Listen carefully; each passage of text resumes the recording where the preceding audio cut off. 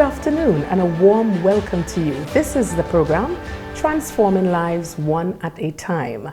I am your host, Deanne, and I'm so glad that you've chosen to join us today. So, today we will be speaking about bringing back that community spirit. And of course, we know that communities are very important in the development of any society.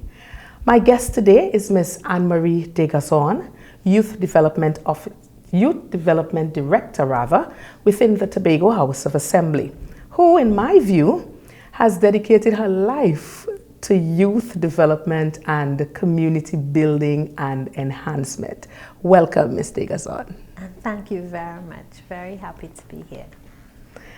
I am very concerned, and I'm certain many of us, that we are rapidly losing that community spirit that we once possessed, where we really look out for one another. Is that community spirit in jeopardy today? And where are we going wrong? Oh, that's a tough question. But jeopardy, some may say yes, some may say no. So I'd probably want to take maybe a perspective that helps us to understand what makes a community in the first place. And then we'd be able to determine whether it's in jeopardy, whether or not, or whether it is just changing. Okay. So community is really the characteristics that form communities, has to do with certain characteristics that's present. So the first one is probably the emotional links that exist within the community. Where are the ties? The group membership, group affiliation. How do we group ourselves in community? The mutual influence that we have, and maybe the shared ideals. And so since you started by taking us long ago, and if we examine just those 4 characteristics, yes. Long ago there was probably 1 or 2 churches in community. So everybody went to the same church. Right. The main economic activity for the community was probably farming or fishing. So everybody did that. And the emotional links, we all went to the same primary school. True.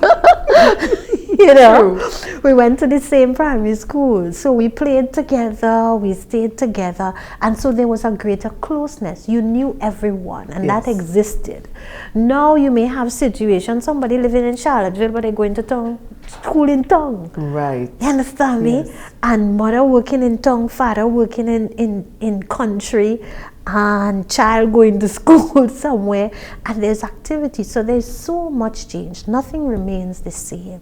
And I think the only thing we can be assured of is that change is constant. True. And how we relate to the dynamics of that change determines whether the impact on the community is positive or negative. So indeed we have evolved. And yes, I understand because, growing up growing up in those days. Yes. I'm not older, right? Growing up in those days, you really had that community bond. You knew everyone that lived in your street. You played the games together. You went to Sunday school. I remember going to Sunday school.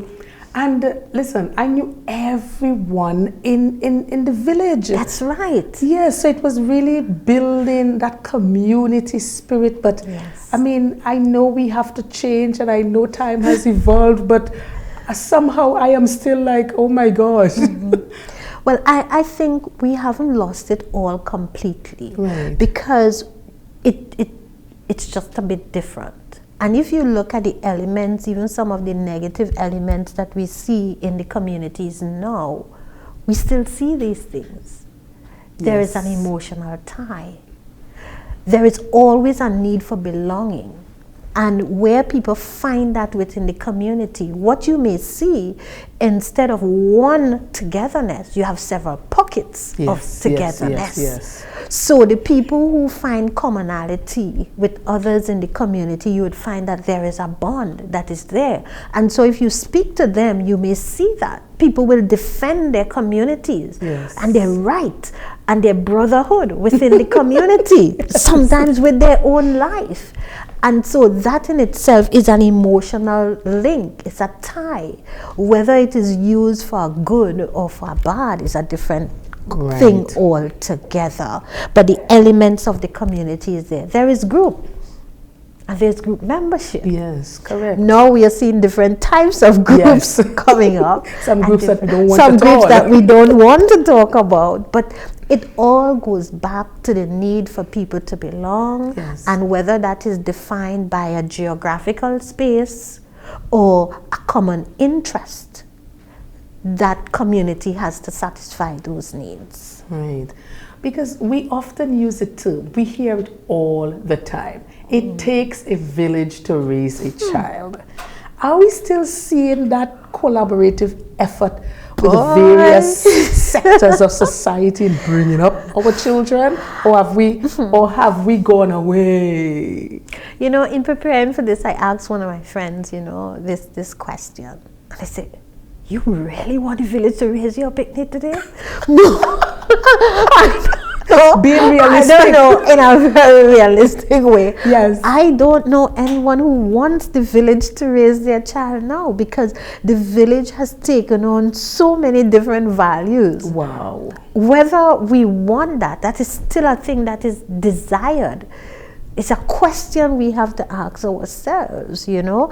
I myself live part of a village, or maybe the outskirts of a main village, and I'm not sure that we are integrated within the village. Right. And so for the concept of the village raising the child is one that I don't think it exists anymore.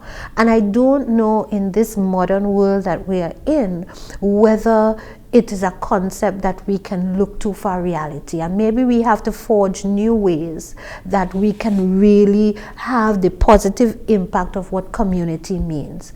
For those of us now, because we had the benefit of a history that had a positive impact on us, we have that longing to desire for what it was. But what it was may not necessarily be relevant now.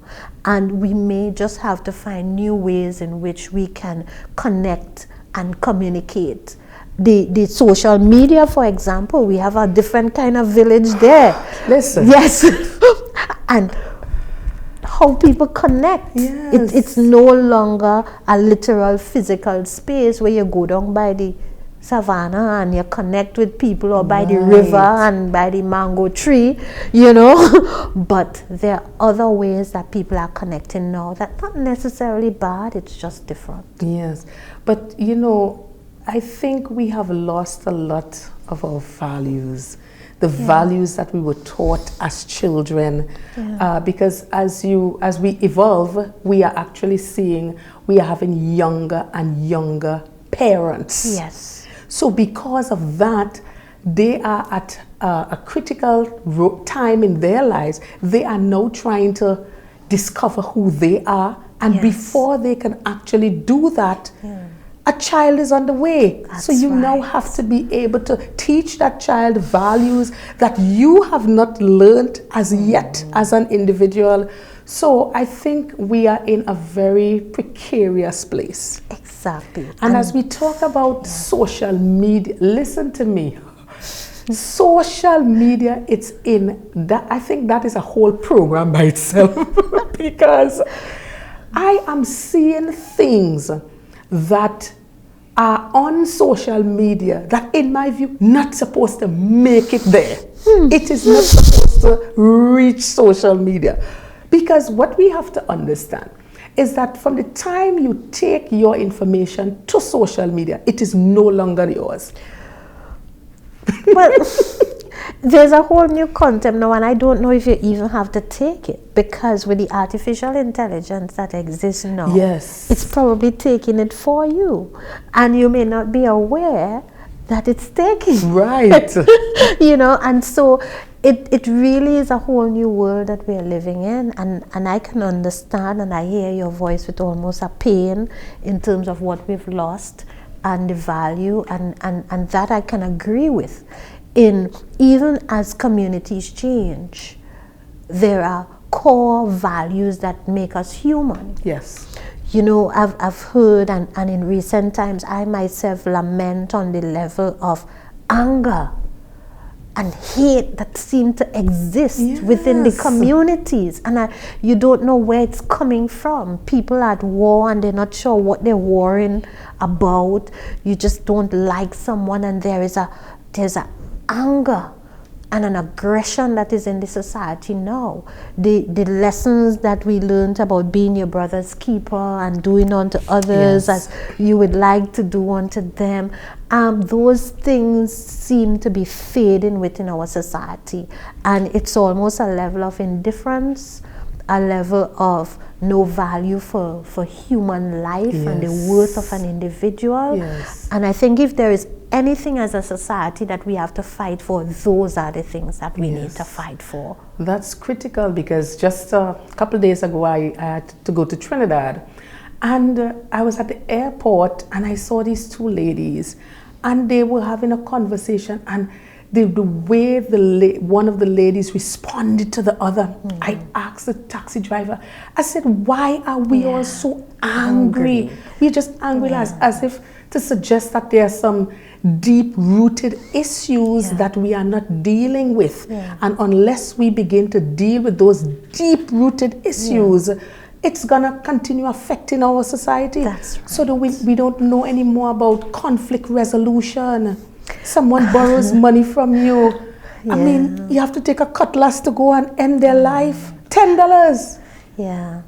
And you see, we've come out of a society where they were sharing. Right. So one cannot, and the other factor we spoke about that makes a good community is community work, in terms of the economics of the community and the earning power of the community. When in our traditional communities in Tobago, people farmed, and you come from the garden and you give me banana and I give you dasheen and the two of us had food to eat. And so even if you didn't have wealth, your basic needs were provided for by the community. And those basic needs of any individual is food, shelter, clothing, and love, and that connectedness. And so when you had that, when people were washing together, I remember as a child toting water. When water gone, we had to go quite down Frenchfield from Bagatelle and tote water on your head.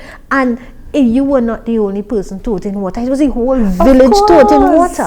So there was opportunity for conversation and to connect with people. Right now, we've lost those connections. We're not feeling people, right? And so when we lose those, you're on your own. And when you're on your own and isolated, that's a scary thing. Very. And sometimes it's the fear that makes people angry.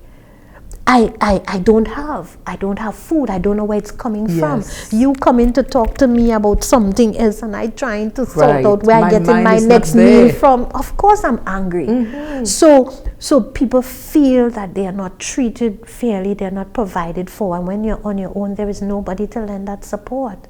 So we really need, and this is one of the benefits of groups and organizations within Litching, to let people know that there is caring. Of course. And not just the way that we do it now, the hamper at Christmas, but what am I doing all through the year? And so there are lots of persons who are in need in community, lots of persons who the money is just not going around. They have to take care of themselves and their children, as you rightfully said, they don't know how. And we really need to start caring more as a community. Yes, and the thing is, the onus is on each one of us. Because you live in a community, you would observe. We are generally observant people. You would observe, I'm observing this child is going to school day after day with the slipper. I don't I don't see like there's an injury on the child's foot. Yeah. So which means something. Something is wrong. There is a high possibility that the parent cannot afford a shoes. Yeah. What will it take from you to, I mean, sometimes, persons private and they don't want to appear as if they're a charity case and that kind of thing. But I think we all have to approach them in a proper way, in the way we approach. You don't just go and high-handed and or go for the camera. It's like you're giving out want stuff. to take a picture. Listen to me. You know you're going to do something and you know how people are. You're going with cameras. Yeah. My thing, leave the camera at home. That's right. Go and do what you have to do. So God it's knows about what care. you're doing, and the person would show appreciation as opposed to think, well, okay, it's just a photo up and I'm just there. So I'm thinking that we have to look out more for each other. Yeah. And we have that personal responsibility. Yes, we are responsible for our lives. Yes, we're responsible for our family members and to ensure things go a certain way, but we are also responsible to look out for our brother and our sister. We do, because the benefit really is as the community benefits. We have to begin to look at how we can build industry within the communities. Yes. You understand? To benefit everyone collectively. No longer, or we have come to have a heavy reliance on government for a lot of things. A lot of persons in communities work with the government, so they move out of the community. Yes. But something happens in the day. What is happening there? How are we creating industry and commerce and activity within the community so that people can benefit? And because we have grown accustomed to waiting for government to do it, but nothing really stops us from everybody planting the weekend and on a weekend. Yes. They come out by the junction or by the wherever, bring what you have, and we sell to one another, and it goes along. You understand me? Yes. And that is what community is about. We used to have, I know all of us know the days when there was one parlor in the community. Right? So for me, when I grew up in Government House Road, we all went by Miss Mimin's shop. Right. Right? And down the road was Mr. Johnson parlor. So, and you knew those. Those persons looked out for the children in the village. Of course. And so that is what it was. But when you are a big supermarket and you getting lost, people don't know each other. Oh my so God. there are some little deliberate things Yes. that we probably as a community need to start the conversations around, that we can do for ourselves, so that there is a means that people can earn. And if they can't, don't for one thing think that all those young men and young women who are sitting under the mango tree all day, ask yourself, how are they earning? Yes. For the living, they need to. Of course. They need food, they need shelter, they need clothing, just like us. They need love. And if that is not being produced, they're going to look for ways that they can get. True. Indeed. Wow. A very interesting conversation here. But we're going to take a short break and we will be right back. You're viewing Transforming Lives One at a Time. Stay with us. Are you looking for beautiful and durable flooring for your home or office? Check out D-Cells Tile and Ceiling Center, Store Bay Local Road, Bonaccord, Tobago, opposite the primary school. Our high-quality ceramic and porcelain tiles come in a wide range of colors, patterns, and textures to suit any style and taste. From sleek and modern to classical and traditional, your floors and walls will look great for years to come. D-Cells Tile and Ceiling Center, open Monday to Saturday from 9 a.m. Call 460-8802 or 639-8281. We've got you covered. Welcome back to Transforming Lives One at a Time. My guest today, Miss Anne-Marie Degason, and of course, she is the Youth Development Director. Like I'm having a senior moment there. And we are talking about bringing back that community spirit. All right, let's delve into how the various stakeholders play a pivotal role in the general development of our society, like the youth clubs, the school, the shopkeeper, the community councils, the church, just how all of them come together. It's like a kalaloo, right? It is, and they are the ingredients for the community. We talk about the 5 C's of community, and I want to bring that in here. Community is about connections, control, cash, and collective action. And if you look at groups in that way, where is the control? We talk about we should have democratic, governance and leadership systems within the community, and how those groups connect with each other can determine the strength of the community. Where is the control? Where is the power in the community? Who is wielding that? Right. When you talk about some of the groups, and I know you can't talk about the communities without this whole gang culture that is now pervading our communities. And this is what it's about, it's control. Right. Who wants to have control of a particular street, of a particular corner? And it builds that, but it is an element, a core element of what makes community. And so we want to have our groups thinking in a much more strategic way. Yes. Where is the center of control? Who has that? Ideally, in the structure coming out of governance, our community council should have that, in terms of being the representative body that brings together all the elements of community to ensure that everyone has a say and people can speak and air their concerns, and together as a community we make a collective decision. Correct. And so in communities where the community council is functional and working as a body, you may see those communities faring much better. But in areas where it's weak, and I want to speak to the need for community councils and community governance systems in a broader term than what we have known it to be. A few people coming together. I've always been one who, a proponent for every person. Once you are a resident of a community, you ought to be a member of the community council by right of your status and your residency within the community.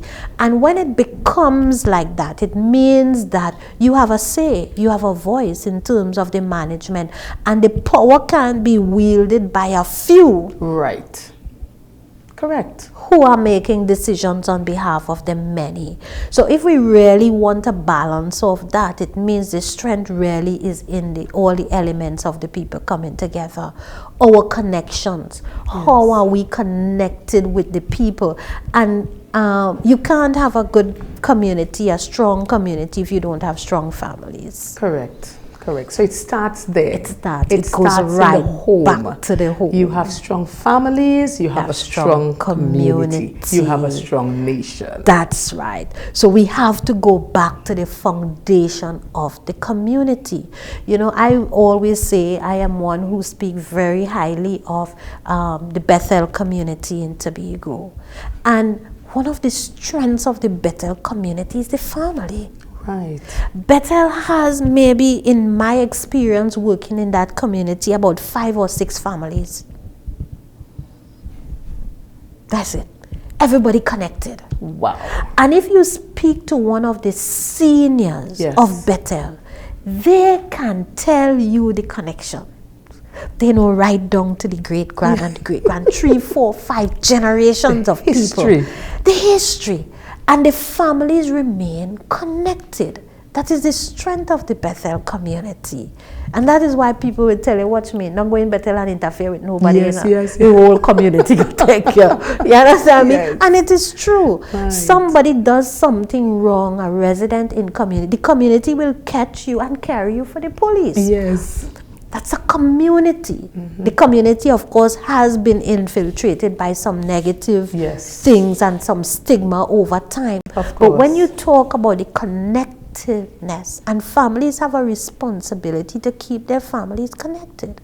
If the family is connected, the community will be connected. Correct. And as you rightfully said, the country will be connected. Yes, and even with our seniors, sometimes, yes, we have senior citizens, and they would think, well, my work here done.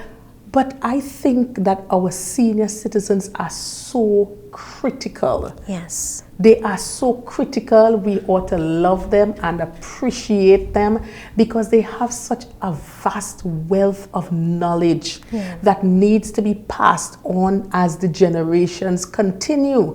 So sometimes, and I want to encourage the senior citizens, I see I'm speaking straight into the camera. Don't think that you just have to stay home and take care of great grand. Come out, still be a part of things. We still need you. We still need your input. It is very vital. It is very crucial. It is very critical. It is very important for our continued development. And I want to encourage you, wherever you can, whatever geographical location you are, come out and still be a part of what is happening, even in the community councils. Yes. Because many times I remember I visited the Canaan Bonaccord Community Council meeting some time ago, and I was like, where are the people? Where are the people? They are not coming out. And I'm saying that we want to see change in our communities. We want to see transformation. We want to see our young people going a certain way. But we are not coming out to be able to plan to have events, to be able to plan the way forward, that we can be able to take these young people to the desired end that we want them to go. I want to say that, and not to come across as if a lot of pressure is being placed on, the communities to take action, but we have to recognize sometimes the impact of broader environmental things on the community. And one thing that had a significant impact, I know, on many of the groups is the whole COVID-19 situation. And what it did is that it isolated people. True. And a lot of groups are struggling to rebuild that connection. And I know even churches have been affected, all of the entities within the community. Yes. People got accustomed to staying home. True. And I stay home and I go on a Zoom. Online. And I go on online. And I can do everything from home. I have online banking. I can pay all my bills. I'm telling you. I have, I don't have to do anything. I could shop online. Yes. I could have all my meetings online. And I can do everything from the comfort of my home. But what that has done, it has removed the connection. You see, the connection. And I don't want us to underestimate the power of connections. We need to meet with each other where 2 or 3 are gathered. Yes. We need to, and groups have to make an assertive effort to again hold face-to-face meetings, bring people out, hold activity within the community, that people are seeing people. We are going to come to a time very, very soon where we will not see people. The world is heading in a direction towards everything artificial, and it will be important to read it. That is what keeps our humanness. That is what is going to eliminate the aggression. People who play together. We used to have community excursions. Of course. Community family day and play thing. And to the beach. To the beach. We're not doing that anymore. So I am in a call with you. I'm joining you in saying, let us make an effort. It is hard. Let us get out of our homes. Let us do something. Let us see people, talk to people. Put the cell phones down. Oh my gosh. And it has to start in the family.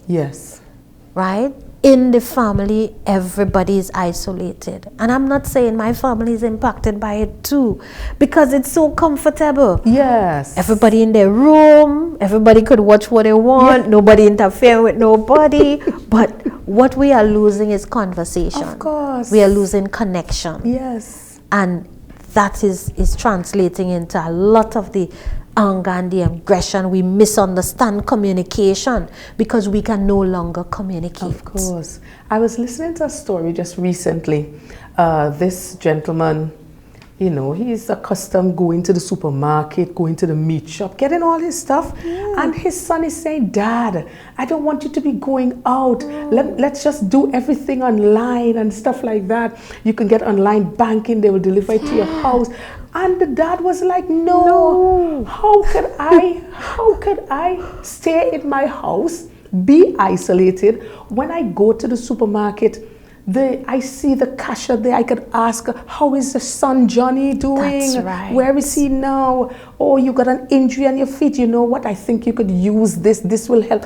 This kind of communication. Yes. I know children in their rooms and they want to speak to their mom or their dad and they send them. You're at the dinner table. I remember I had cause to be at a dinner sometime recently. And, you know, it was a little birthday get together. And I had to ask a young lady, is it possible you could just put aside the phone for just a few minutes? We just want to send greetings and show some love to the birthday person that we are. Will we die if the phone is not in our possession for... And it's having a bigger impact than we think. Yes. Look at the results on our exams. English, maths, people no longer using language. Exactly. Because I can communicate with some symbols and some pictures and so on. So we are losing our language. Right. And so that has an impact. You spoke earlier about the conflict that is developing. When you speak, nobody can understand again. There's a disconnect when we are communicating. And people are now very suspicious of each other because we have not built the relationships that we need to build. So it is building relationships, keeping the connection. It has to start in the family. And we have to have that balance. I have a cell phone. We all do, most of us. I am not saying put down your cell phone. And I'm saying there is a time and a place for everything. You're having a little family dinner. For God's sake, please put down the phone. Spend some time with your family. Have a proper conversation. You know, interact. How was your day today? How are you feeling? I know you told me you weren't feeling well. Let's talk. Let's chat. As opposed to just having this... And it has to be an effort. Yes. It will not come by just saying it. It has to be a concerted effort. Agreed. To do it. Because it's hard. It is. As you say, watch me. Playing Ludo on your phone. It's not the same. It's relaxing. You can play Scrabble. All of the games here, we pick it up and we get addicted to them. Yes. But you know, we used to play Monopoly. I got addicted to Monopoly on my phone the other day. I still have it on my phone. But it's different to the Monopoly we used to play. It is. I always liked Monopoly. But before, you had to have 6 to 8 friends. Right. To play Monopoly. Now you could play with people anywhere in the world that you don't even know. I think that is a conspiracy, you know. I think it's a conspiracy. I think it has to be a conspiracy. To take out the humanness from us. I'm telling you. And I'm saying we have to regain it. Yes. It will take people coming together. Start small. Of course, definitely. Yes. You know, sometimes I think about the simple things that we can do as a community. I was thinking about building a bin that the entire community can benefit from. I was thinking about maybe there's a senior citizen and her house probably just needs to be repainted. Yeah. And we can come together, you know, because we observe, as I say, we always observe. Yes. Sometimes I think we don't take the initiative enough. Yeah. Because you don't have to wait for someone to come and do it. You don't have to wait for the division of infrastructure to say, well, okay, let's build this. You are in the community. You are seeing what is happening. I am certain some of the hardwares around, if you approach them and say, listen, we really want to get a bin that will, you know, service all the residents in this area. You think you can give us a few blocks and I am certain that some one of the hardwares will be willing to do that. Yeah. And we come together and we do this project. You know how good it feels to know that, wow, we have accomplished this together. Mm-hmm. In the meantime, while doing that, one neighbor makes a pot of pilau. The other one makes some mobi. The other one does some pulori. And you know what you have there? Yes. But you know, that's how homes used to be built long time. Yes. You understand? Lend a hand. Of course. Right? So I'm saying it starts back with the family, but now everybody is suspicious of everybody. But I why? ain't sure if I want you in my Why? home. The isolation that we have nurtured and we have encouraged.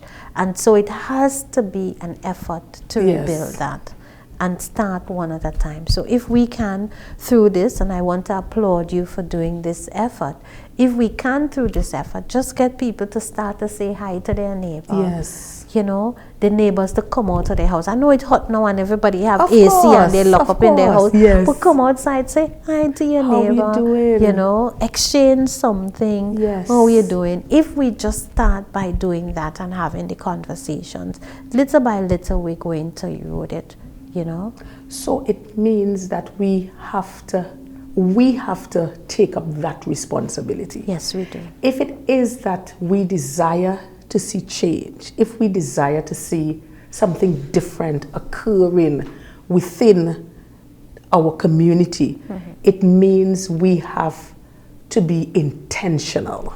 And We that's do. what you're saying. Yes, we do, definitely.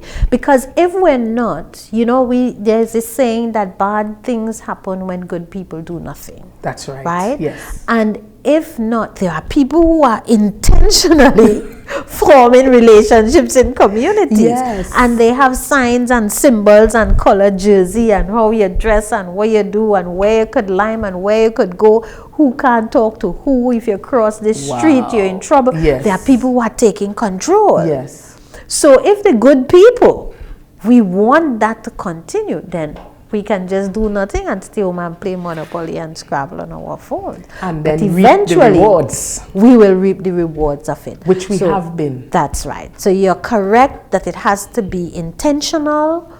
It has to be organized. It has to be an effort. Government can have its role, but this is about the people. This is about what is happening, what we're doing in our daily lives, in our communities. You know, start it. It's simple. When you go to the shop, don't just buy your groceries and walk out. Talk to the person, Yes. man. Strike up a conversation. course. Talk to the people on the outside. Build relationships. Yes. That's what it's about. You know, my mind ran on, you know, sometimes we pass on the block and we would pass these young men street. You know, whenever I pass and I see these young men, as much as it hurts my heart to see them there, because I'm just looking at the potential. I'm just seeing them for what they can become if they were to just take another direction. But every time I would pass, I was like, hey guys, how you doing? How are you all today? You know, I said, good family, good. You know, they could never say that I would pass them straight or I have this kind of attitude. And I think many times we lose people based on our attitude, this kind of high-handedness, this kind of, okay, well, I'm driving and you're walking, so I look at you in such a way that it's like, okay, I am better off than you. Right. You understand? And we look at these young men, and many of them are hurting. Many of them are crying out. Many of them are just looking for persons to just say, hey, how are you doing today? Could I have a conversation with you? And when you listen to some of these young men, intelligent minds. Quite true. And how do we follow through? How do you follow through from there? Deeper the conversation. And that is where you asked about groups earlier. That's the benefit of having groups. Groups who can now collectively respond to the needs of the individuals within the communities. And I want to say a group that was really the fabric or maybe the thread that brought the community together in times past was the church. Yes. You know, everybody went to Sunday school or Sabbath school, whether you're in the church or not. True. Parents sent the children. Of course. So there was a foundation, there was a responsibility that parents saw that I need to send the children to school.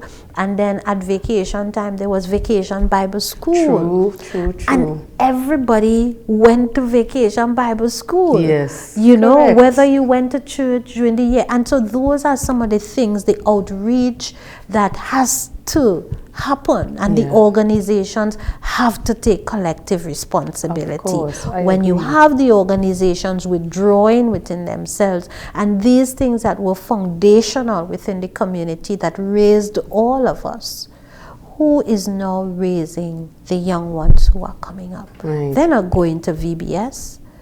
They're not going to Sunday school and Sabbath school. Yes. You didn't have to belong to a church to know that your Exactly. children had to go. Exactly. And that is where the village was raising the child, Right. because the church was a key element of that village that raised the child. And then everybody went to the school in the village, Yes. and the school was the other element that raised the child.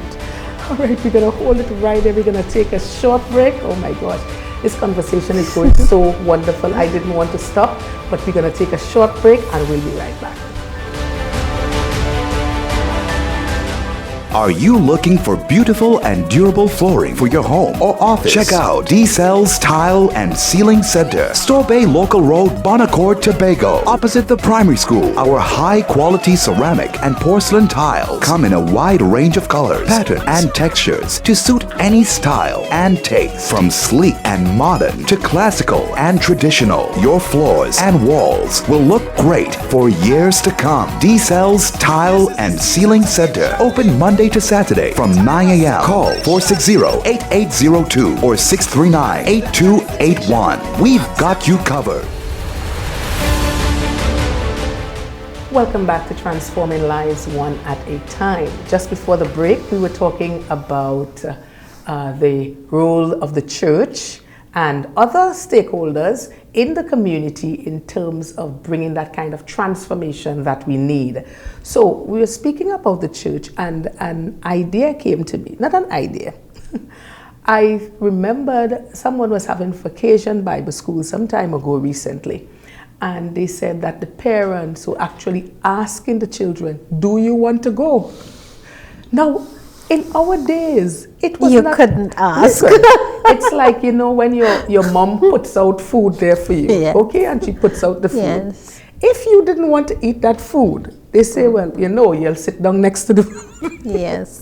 You know, so how is it that now we are given, is it that we are giving our children too many options? They are too entitled?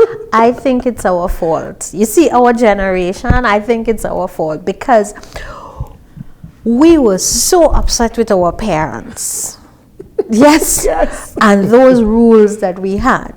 You could go out and play, make sure you meet home 6 o'clock. Right. There were set things that you had to do. So we went the other end. Yes. We became very liberal because you wanted your children to like you. Of course. And do those kinds of things. So we went the other way. But there has to be balance. Mm-hmm. There must be balance. So yes, children parents need to see their roles again in relation to, hey, you are the one that's responsible for instilling certain values and so on in your life. And there's a time for everything. Yes. Can't wait till the child meet teenager to try to bend them into it. So these are some early things. So you're right, parenting support is needed, whether it is done by the state or it is done by the church or some group within the community. There is need for support for parents. Because right now the economic sometimes demands that the parents work. So the Yes. parents may not be present at all. Right. Who is taking up that slack with the children? Who is ensuring? And so sometimes when mommy or daddy asks if you want to go, it might be that, hey, if you had to go, then is a whole nother set of economic dynamics Yes, inside of there. yes. So they may very well be happy when child says, I don't really want Right. to go. Understood. It becomes easy on me. Yeah. But if the support systems are there, the person is coming, hey, we're going to come pick up the child. We're going Right. to take that off of you. So we have to go beyond the hi and just extending the invitation. We have to have the conversation. Right. Deepen the communication. Yes. So we have to put better mechanisms in place so that, okay, if it is that we want our children to go out and be a part of these society building, what should I say, endeavors. You know, we need to be able to put certain things in place that would make it easier on parents, because I know that it's very challenging for parents, and especially single parents and stuff like that, and the way the economy is going and the cost of living. We have to understand that it's not everyone that can be able to afford basic necessities. Yes. And I think this is where even more support, even from extended family, comes in. But of course, it's only if you have a good relationship with this extended family.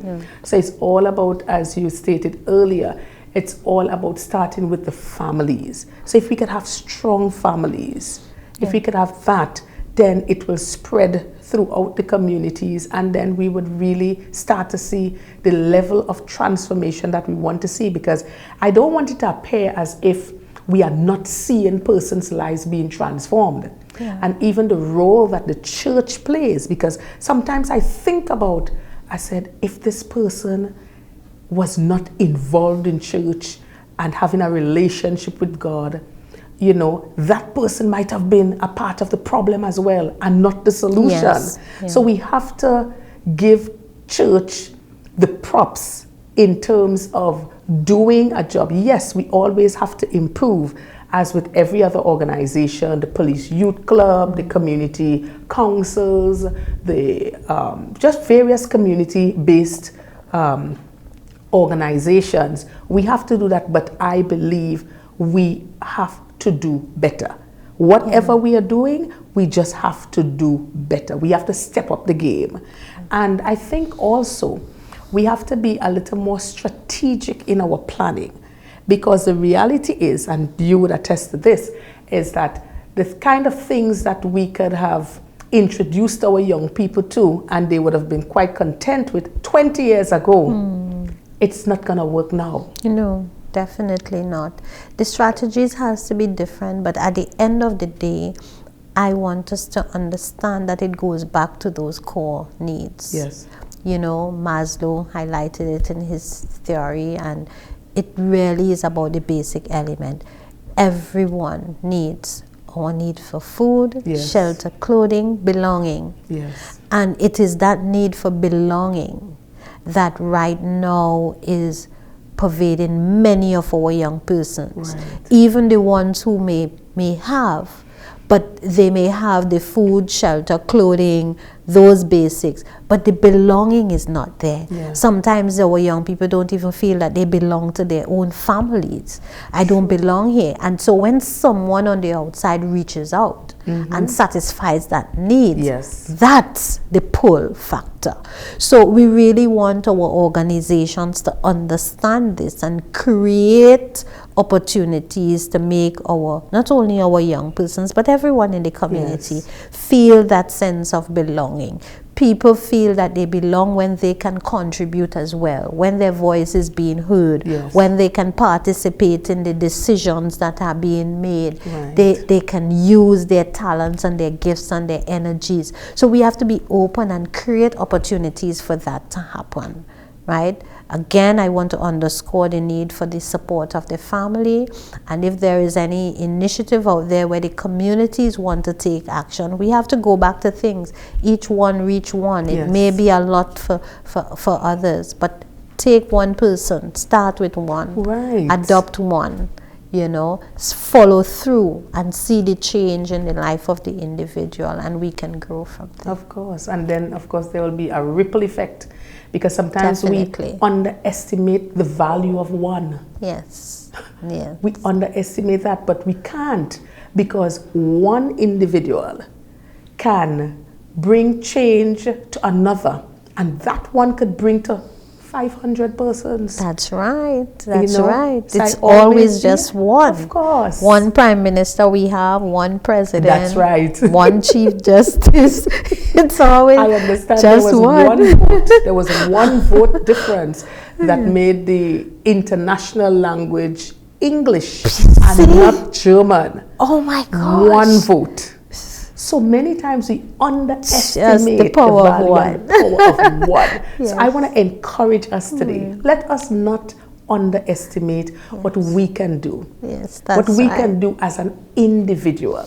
And this is a good time to actually do some introspection. You may be on the TIN network, or you may be on my Facebook page, Transforming Lives One at a Time, and you may just have been scrolling through and you stopped. Maybe you stopped for a reason, and it's a good time to do some introspection. What can I do to make my community a better place? How can I contribute significantly to the development of my community? You have to remember that you are a game changer. So don't think it's for someone else to do, or it's for the government to do, or it's for the police to do, or it's for this one to do. It all starts with me, and that's you too. Yes. Right? So as we begin to wrap up, I tell you this conversation has been very, very, very interesting. This is where we begin to wrap up. And so give me a closing words. Yes. I would want to say, just in closing, that a good community is a cohesive, safe, confident, prosperous, and happy place. And it's a place that I know we all would want to have, and it is worth the effort. Change is constant, and I want to repeat, bad things happen when good people do nothing. Be the good that you want to see. Yes. Start it with you, the individual, and let's work together to have that place where we all feel safe, we all feel happy, we can achieve our objectives together. I hope that this program has the power to create that ripple change. Yes, well, I am hoping Yes, too. so I wish you all the best. Thank you.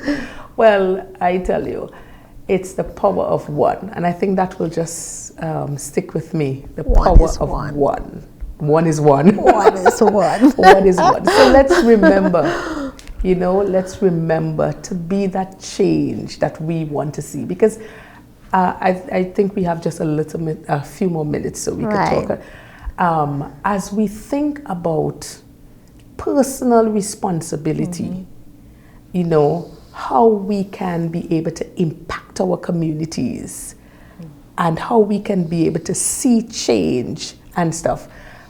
When we actually look at fulfilling our purpose, because many times, we all have a purpose. Yes. We all have a purpose. We were created here for a specific purpose. And many times, if you don't find your purpose or you go searching for your purpose, someone else will find a purpose for you. True. And I was just thinking about that, because when you don't really zero in on what you were placed on the earth to do, someone else has a suggestion for you. And that is what's happening when persons are actually encouraging persons to come, be a part of this, be a part of. So they are just calling because you're not focused on where you are supposed to be. Just speak about that before we wrap up. Well, to me, the first thing that came to mind in your talking is the parable of the talents. Yes. You understand? When we all have, some have 1, some have 2, some had 5. And what happened? The person who thought that he had 1 and it was no use and he did not use it. And then the person who had 5 figured, watch me, I can do so much, I can do always. And it was taken away. Yeah. So the person who uses their talents must grow. We are all different, and the community needs all of us. Sometimes, and we have that challenge in this Tobago space that we are in, everybody wants to be the leader. Everybody wants to be the person who is in charge. But really, when you look at it, the power of everyone is what makes the collective strong. Correct. And no one part is more important than the other. So we need the talents of everyone. I was having a conversation recently with a colleague of mine, 2 persons, so it means I'm probably supposed to say that, and I didn't say it again as yet. We used to have a time in Trinidad and Tobago when Best Village was a thing. Yes. And the Prime Minister's Best Village Trophy competition, I think it still happens. It still happens. But it's not as pervasive as it used to be. And Best Village was not just about the dance and the drums and that kind of thing. There were other elements to the Best Village that the village came together and did something together. Right. You knew that in the evenings you go down by the community center and you did, I and all participate in Best Village at times. You understand? And there are things that the community, the normal routine life of the community that must participate. The farmers used to be involved in Best Village because there was an agriculture part of it. So we need again to become creative, again connecting people. And the work of a community can't be a community if it's not looking after the resources of the people and ensuring that people can earn, they can have a livelihood, they can work, they can play, they can educate themselves. All of those are the core elements. And so we have to ensure that it is functional. Right. And that's where the attention has to be. We have to start to speak a different language. The language that we are speaking now is dividing our communities, and we need to speak a language that is going to unify our communities. Agreed. Well we're said. not so different. We may think that we are, but we're not so different. Wow, I tell you, lots of food for thought. Yeah. Thank you so much again, Miss Anne-Marie Dickerson. Oh my gosh, I am so happy that you have joined us today. And I tell you, this conversation could have gone on and on, but don't worry, we'll bring you back at another time. Right. And I'm just Anne-Marie Degazo, for now resident of Tobago. Very well. I am proud to be a resident of Tobago. Very well. Yes. Very well. So thanks again, viewers. This is Transforming Lives One at a Time. I am your host, and this is how we wrap it up for this afternoon's program. Remember, transformation is an internal shift that brings us into alignment with our highest potential. Hey, we've got this. Take care.